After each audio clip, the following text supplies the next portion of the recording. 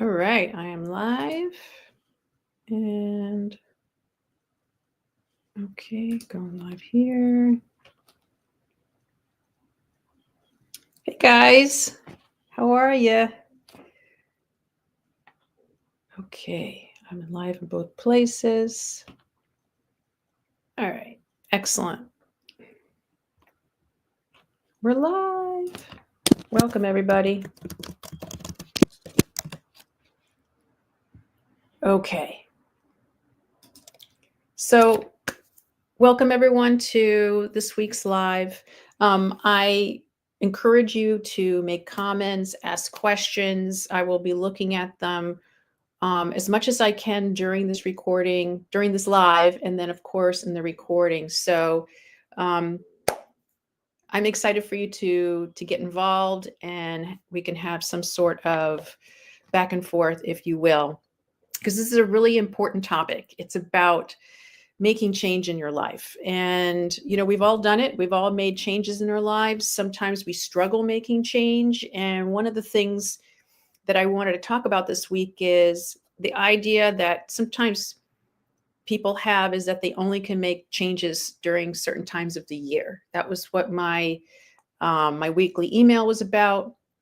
And there is this, I used to follow it myself, that I only thought I could make changes like at the beginning of the year, like in January or September. That was another one.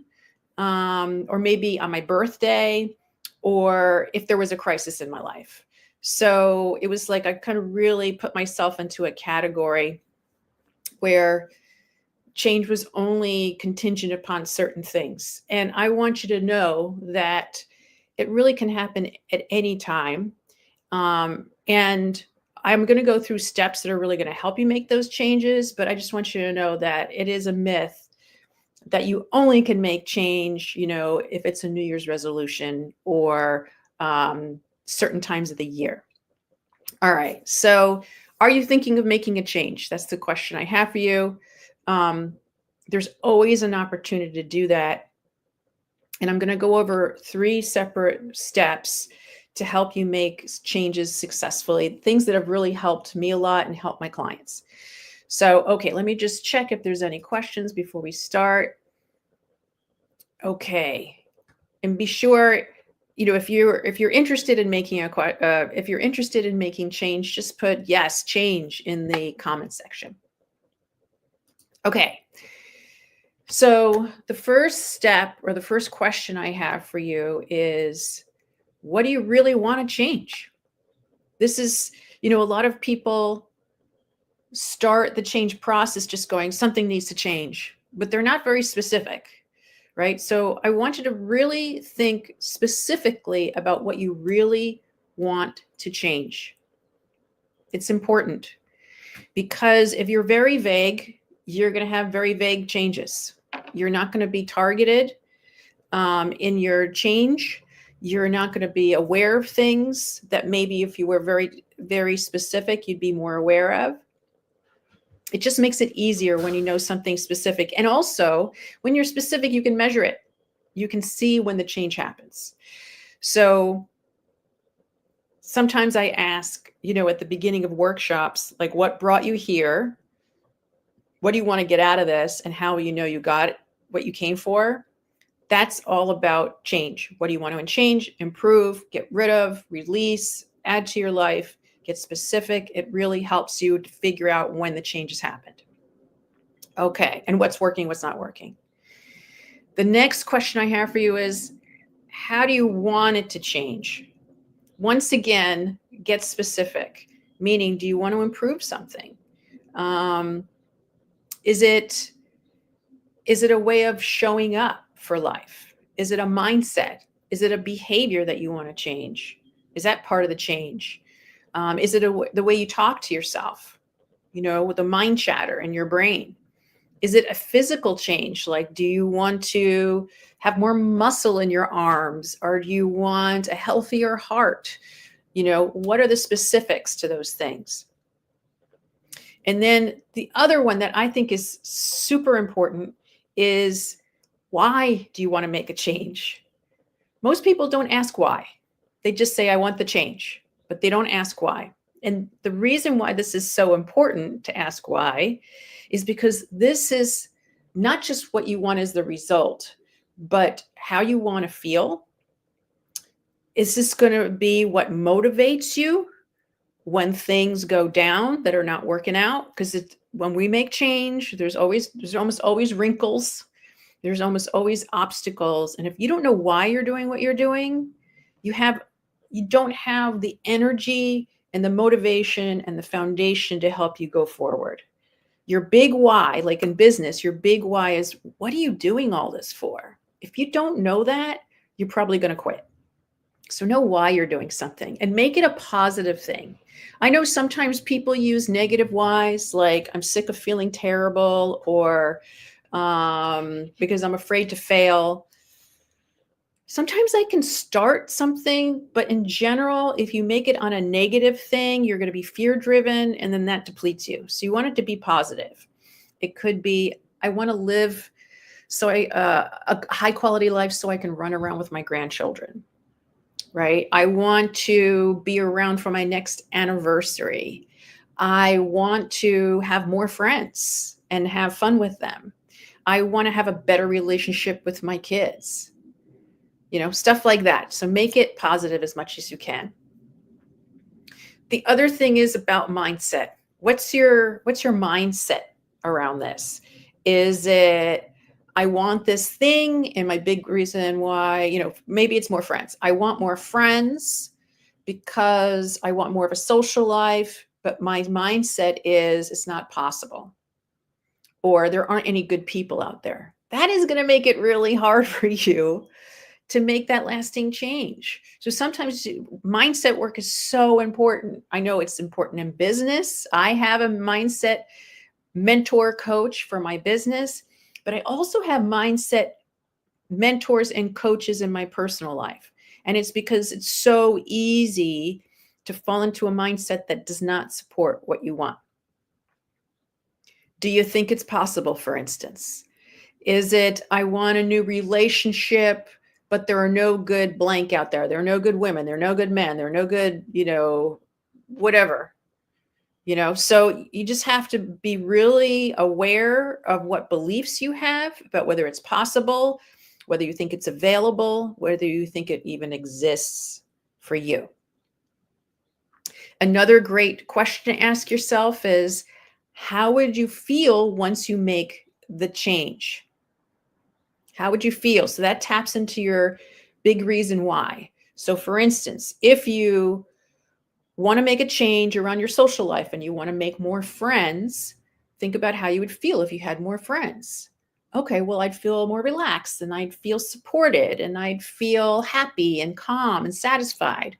Okay, that's really good information, because how do you bring more of those feelings into your life now to support what you want to change? Does that make sense? In other words, I know this maybe sounds counterintuitive, but if you want more friends, for instance, so that you feel more relaxed and satisfied, in order to bring that into your life, you need to figure out how to feel more relaxed and satisfied now. That will bring it in. It's you don't make more friends with feeling very unsatisfied all the time and nervous. Well, it'll bring you certain friends in, but maybe not people that you feel really great around. Let me know if that makes sense to you. I'm just going to check the comments real quick. Okay. All right, moving on. And if I'm going too fast, let me know. The other question is, what's gotten in your way in the past? What's gotten in your way to make this change in the past? So using the friend goal, well, I've tried to improve my social life by making more friends, but my town has 3 people in it. Or I went to a mixer and I didn't like anyone there. Or all the stuff I wanted, the stuff that I need to go to is at night, and I don't feel very energetic at night. So you need to look at what has hindered you, or an obstacle, whether it's a mindset or a physical obstacle, and look at that and come up with a way that you're going to overcome that obstacle. And it could be that you have one friend and you and that friend go to those things at night. You make a pact with each other, or you decide it goes off my schedule. I'm going to put it on my schedule and I'm going to honor it, and I'm going to reward myself for honoring it. So you have to look at what has stopped you in the past and how are you going to deal with those obstacles now that's going to be helpful to you. Okay, so that's just one step. It's just looking at the who, where, when, and why. Okay, so you have the what and the why. You want to make a change. Now the how. So we're going to go more into the how, and it's not so much a descriptive, this is how I want it to be, but what are the steps you're actually going to do to make that change? Because there's so many ways you can make a change, but how are you going to do it that's going to work for you? And especially in the past, if things haven't worked for you, it may be time to doing some brainstorming about another way to do it. You know, sometimes things get in our way to say, you don't want to do it this way, or this is not a great goal. But a lot of times it's just to veer you off into a different direction about how you're going to do it. One of the best pieces of advice I got from friends, my friend Erin, who does Clifton strength assessments, is using your strengths is the best way to do stuff. So it doesn't mean that you don't learn new things, but oftentimes it's our strengths, and to know our strengths is very powerful.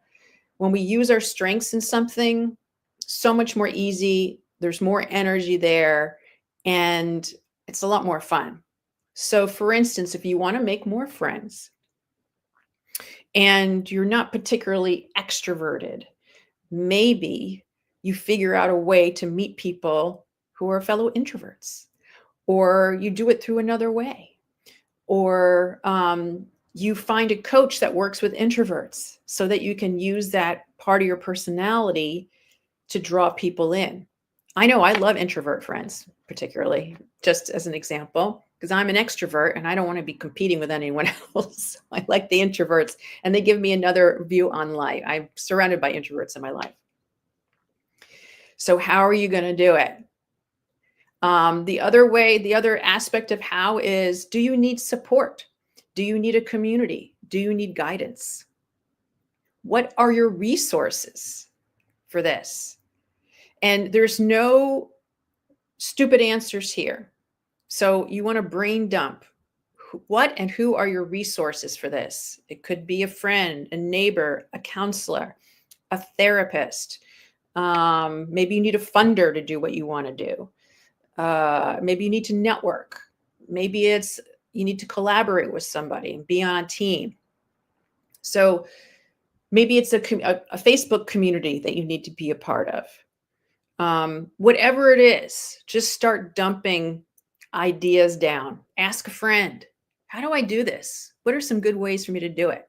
Maybe it's a program. Like when I decided I wanted to get back into moving more and feeling more energy, I bought a very low-end online exercise program that was so easy, I could not make an excuse to not do it. And guess what? I'm 2 months in and I'm still exercising, and I've advanced to the intermediate level. That worked for me. That program worked for me. For someone else, you may need to go to the gym, or you may need a physical trainer to come to your home, whatever it is. So it isn't a program, a book, a group, a coach, all of the above. Sometimes being in a program or having that coach, investing some money.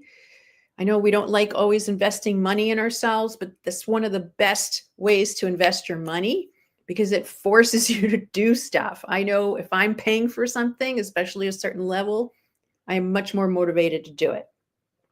Okay. Whew, okay, there's a lot of questions.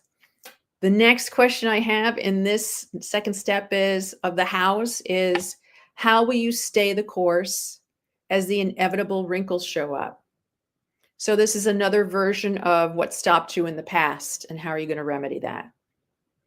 There are going to be wrinkles. There are going to be bumpy times. There are going to be full stops or pauses in this plan. depending on what you're doing, how you stay on course.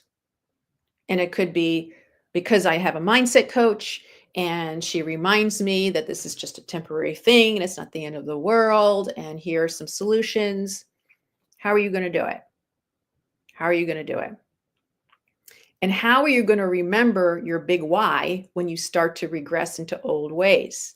That's why the big why is so important. It's important to know what the big why is and to remind yourself of the big why. And maybe write it as a banner, in your office. As my friend says, tattoo the inside of your eyelids, your why. That will help you get through the hard times. I know a lot of parents, a lot of moms, who are primarily who I work with, who will not always do something for themselves, but they'll do anything for their kid. So when you know that whatever change you want to make for yourself is not just for yourself, but for your kids too, that can be really fueling you. I'm doing this so that I'm a better parent to my kids. I'm doing this so that I live longer and can be with my kids. I'm doing this because it puts me in a better state of mind so that I am happier, my family. And when I'm happy, the whole family is happy. Okay. Step 3. Let me just check if there's any more questions. Okay. Just going to go back. Last step. What's your plan to make this happen? This is where the rubber meets the road. So you know what you want, you know why you want it. You kind of have the how, at least to start. You know you need support. You know what to do if you hit a bump.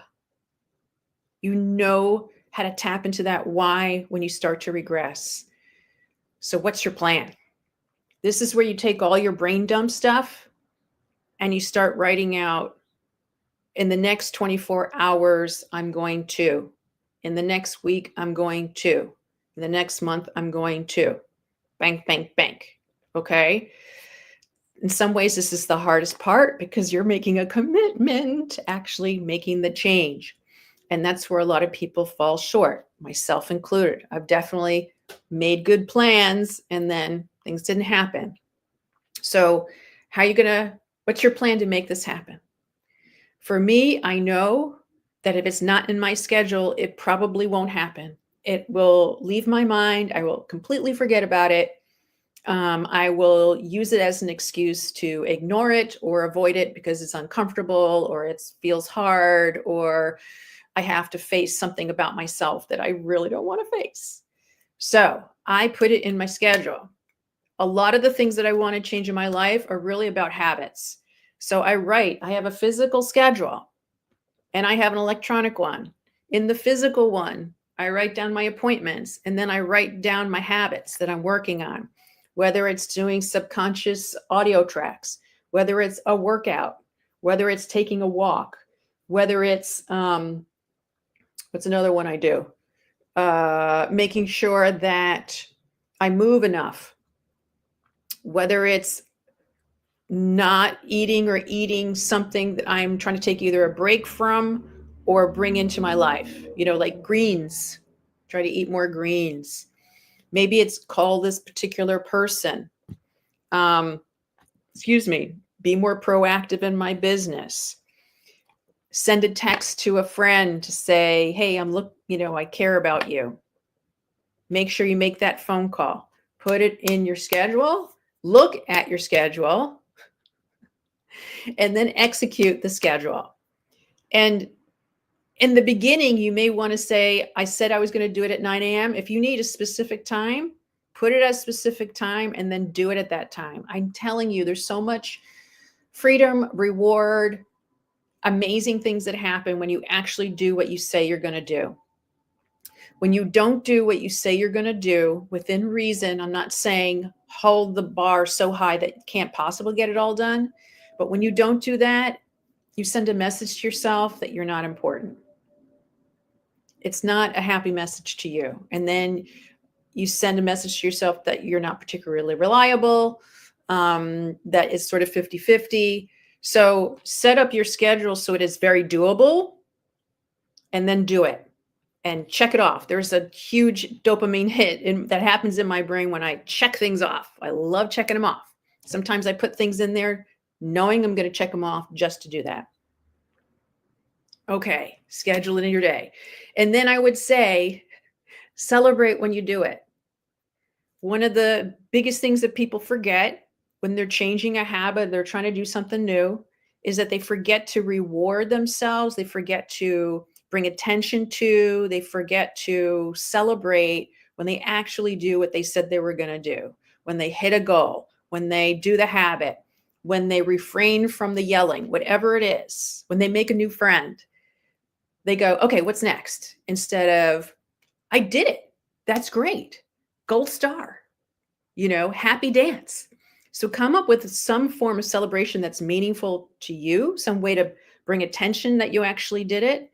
That is, and it doesn't have to be a hoot and a holler. It could be just like, I did it. Rita, you did it. You did a great job. Could be as simple as that. Acknowledgement and recognition are really important for yourself, because oftentimes that's what we're looking for with others. We don't get it, and then we feel, ugh. So giving it to yourself is really the best way to create more of that in your life.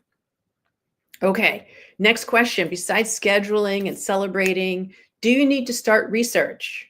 Put that in your schedule. Is this a research thing? Is this I got to call this person? Is this, I need to do a discovery session with someone? Is this, I want to go read that book? Maybe I need to order it somewhere. Maybe it's, I got to download it and listen to it. Maybe whatever it is, or I'm going to have that lunch date. I'm going to make that appointment. Do it. Do you have a deadline to start at each stage? Deadlines are not your enemies unless you think they are. Then you run from them. But you can make your deadline, a well-placed deadline that's doable, can be your friend. It's like a little friend that says, hey, you promised this for yourself. You need to do this. You need to do this for you. You're that important to honor yourself. Okay. Also decide if whatever you want to change, is it a daily thing? Is it a few times a week thing? Is it a one and done thing? That's important to know. Most of my stuff is a daily or a few times a week thing. It's usually a habit. And then the last question I have for this part is, with your plan, how do you keep this going? And that's up to you. That's up to you. But you may want to have a contingency plan. And it could be, I really need to sit down with someone who's really good at this to help and support me along the way. That's how I've reached a lot of huge goals. I've had mentors, coaches, therapists, advisory boards, accountability groups. I didn't do it on my own. I always had someone help me, especially if it's something I've never done before or something I've done and it really did not work out. For me, it's made a huge difference to be in some sort of structure, container, group, relationship to help me figure out what has stopped me in the past and how to keep going and how to stay motivated and how to keep focusing on my big why and to celebrate with. Okay, go look for one more, see if there are any questions. So far, no questions. Awesome. Let me know if this was helpful to you. What was your big takeaway from this? Was it the what, the why, the how? Was it, making a plan? Let me know. Put it in the comment section. And if you found this helpful, share it with someone, whether you're on LinkedIn or the Calm Mom Alliance or YouTube. Share it with someone. There's a lot of nuggets in here. And what I ask you, my call to action, if you will, if you haven't already, is to join the Calm Mom Alliance. If you're a mom who's in business, working on your dream, whatever it is, whatever you're trying to grow, and while you're raising your kids, come join us in Calm Mom Alliance, because we do these lives every week. We have events every week, whether it's networking or workshops on how to keep stressed. We laugh every week. We find support in each other. There are a lot of practitioners who have a lot of expertise. someone in that group, if not me, could help you, could be an accountability partner or a coach or a therapist who can help you make that change you want to make. And then if you've already joined the Calm Mom Alliance, hey, get my freebie on my site, becomingawake.com. Go to my site and you'll see I have a free rapid stress reliever that you can use anytime you need to. Because being a professional mom can be really hard. It can suck, but it also can be one of your best adventures of your life. And life gets way better when you befriend yourself, when you believe yourself, have a supportive community, and you can laugh at what usually drives you crazy because you're worth it. And here's to you. All right, guys, have a great week, and I will see you next Thursday. Tomorrow is Funny Friday, which is only in Calm Mom Alliance, where we get together and we talk about the week and we laugh and tell funny stories. All right, guys, have a great week, and I'll see you soon.